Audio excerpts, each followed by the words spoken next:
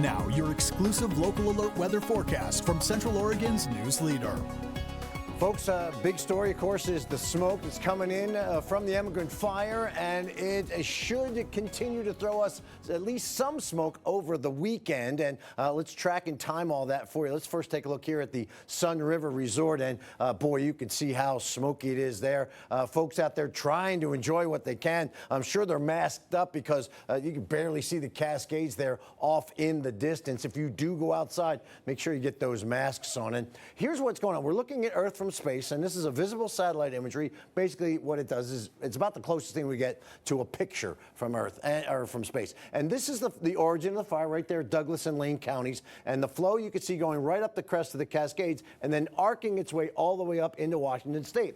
But what's happening and why we're getting the smoke is that you see this lighter gray through here. The smoke is drifting over into the 97 corridor as winds higher up in the sky are pushing that smoke over into our area.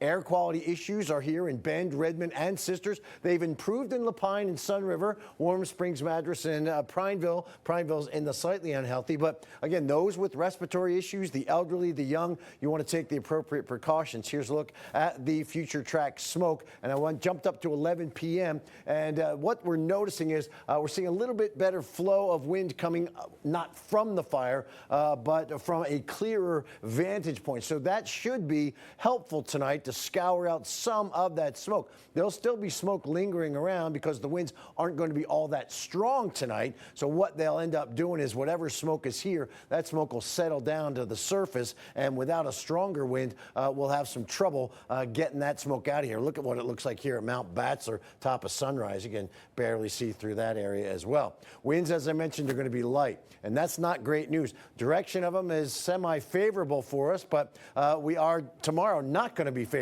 Even though they're light, they'll be coming generally from the south, and that may grab some of that smoke from the Emigrant Fire and continue to push it our way. By 7 p.m., though, a shift. We always have shifting winds, and this is what's happening, and the winds will help to scour out some of that smoke tomorrow night. So we have hope for that. Smoky haze at times. I mentioned that because it does shift a bit. Hot pattern returns. That's the other story with fire weather concerns. There are very hot conditions. Area of low pressure off the coast will stay off the coast and not provide us with moisture. It will provide us with heat. There are some scattered showers in the eastern portion of the state, but generally what we're tracking is this hot pattern between the low and the high. The reason it's hot, this hot air is just going to funnel right in between those. Now, oftentimes you say, oh, there's an area of low pressure, we'll get some moisture. Not always. And this is going to be one of those times where we're just going to be seeing the airflow in the upper levels of the atmosphere continue to bring this or funnel this heat right into our region, continuing all the way through Labor Day.